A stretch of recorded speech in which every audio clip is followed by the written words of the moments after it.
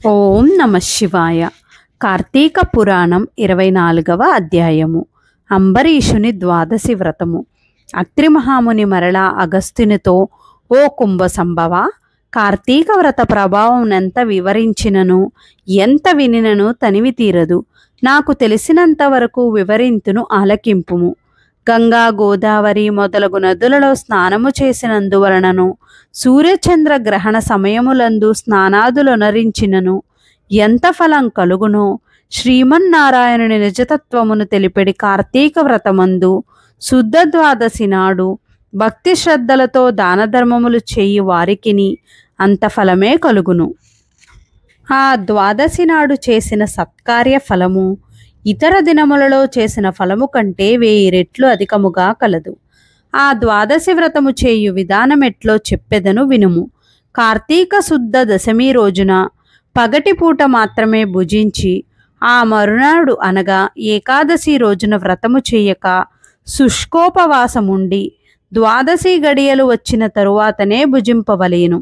దీనికొక ఇతిహాసము కలదు, దానిని కూడా వివరించెదను. సావధానుడవై ఆలకింపుమని ఇట్లు చెప్పుచున్నాడు. పూర్వము అంబరీషుడను రాజు కలడు. అతడు పరమ భగవతోత్తముడు, ద్వాదశి వ్రత ప్రియుడు. అంబరీషుడు ప్రతి ద్వాదశి నాడు తప్పకుండా వ్రతము చేయుచుండెడివాడు. ఒక ద్వాదశి నాడు ద్వాదశి గడియలు స్వల్పముగా నుండెను. అందుచే ఆ రోజు పెందలకాడనే వ్రతమును ముగించి బ్రాహ్మణ సమారాధన చేయదలచి సిద్ధముగా నుండెను. అదే సమయమున అచ్చటకు కోప స్వభావుడగు దుర్వాసుడు వచ్చెను. అంబరీషుడు ఆ మునిని గౌరవించి, ద్వాదశి గడియలలో పారాయణము చేయవలెనుగాన తొందరగా స్నానమునకై రమ్మనమని కోరెను. దుర్వాసుడందులకు అంగీకరించి సమీపమున గల నదికి స్నానమునకై వెడలెను. అంబరీషుడు ఎంతసేపు వేచియున్నను దుర్వాసుడు రాలేదు. ద్వాదశి గడియలు దాటిపోవుచున్నవి. అందుచేత అంబరీషుడు తనలో తానిట్లు అనుకొనెను, ఇంటికొచ్చిన దుర్వాసుని భోజనమునకు రమ్మంటిని. ఆ ముని నదికి స్నానమునకు వెళ్ళి ఇంతవరకు రాలేదు. బ్రాహ్మణునకు అతిథ్యమిత్తునని మాట ఇచ్చి భోజనం పెట్టకపోవుట మహాపాపము. అది గృహస్థునకు ధర్మము కాదు. ఆయన వచ్చు వరకు ఆగితినా ద్వాదశి గడియలు దాటిపోవును, వ్రతభంగమగును. ఈ ముని మహాకోపస్వభావం కలవాడు. ఆయన రాకుండగా నేను భుజించిన నన్ను శపించును. నాకేమయూ తోచకున్నది. బ్రాహ్మణ భోజనం అతిక్రమించరాదు. ద్వాదశి గడియలు మించిపోకూడదు. గడియలు దాటిపోయిన పిదప భుజించిన ఎడల హరిభక్తిని వదిలిన వాడనగుదును. ఏకాదశి నాడున్న ఉపవాసము నిష్ఫలమగును. ద్వాదశి విడిచి భుజించిన భగవంతునకు భోజనము చేసిన దుర్వాసనకు కోపము వచ్చును. అదీను కాక ఈ నియమమును నేను అతిక్రమించిన ఎడల వెనుకటి జన్మమందు చేసిన పుణ్యములు నశించును. దానికి ప్రాయశ్చిత్తము లేదు అని ఆలోచించి బ్రాహ్మణ శాపమునకు భయము లేదు. ఆ భయమును శ్రీ మహావిష్ణువే పోగొట్టగలడు. కావున నేను ద్వాదశి గడియలలో భోజనము చేయుటయే ఉత్తమము.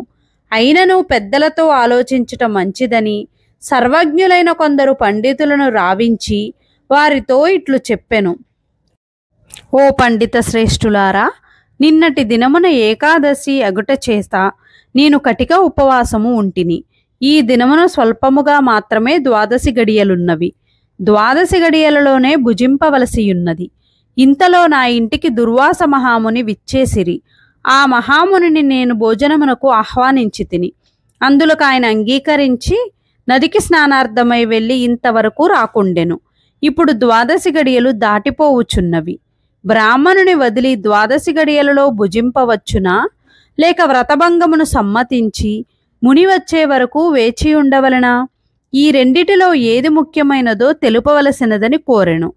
అంతటా ఆ ధర్మజ్ఞులైన పండితులు ధర్మశాస్త్రములు పరిశోధించి విమర్శ ప్రతివిమర్శలు చేసుకొని దీర్ఘముగా ఆలోచించి, మహారాజా, సమస్త ప్రాణికోటిల గర్భకు హరములందు జఠరాగ్ని రూపమున రహస్యముగానున్న అగ్నిదేవుడు ఆకలిని పుట్టించి ప్రాణులు భుజించిన చతుర్విధాన్నమును వచనముగా వించి దేహేంద్రియాలకు శక్తిని సొంగుచున్నాడు.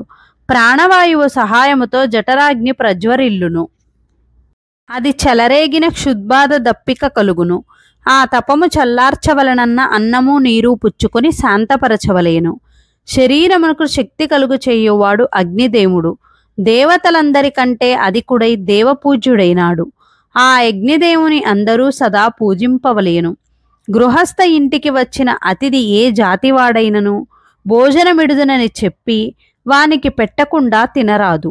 అందులోనూ వేదాంగ విద్యా విశారదుడును మహత్తపస్శాలియగు సదాచార సంపన్నుడును అయిన దుర్వాస మహాముని భోజనమునకు పిలిచి వానికి పెట్టకుండా తాను భుజించుట వలన మహాపాపం కలుగును.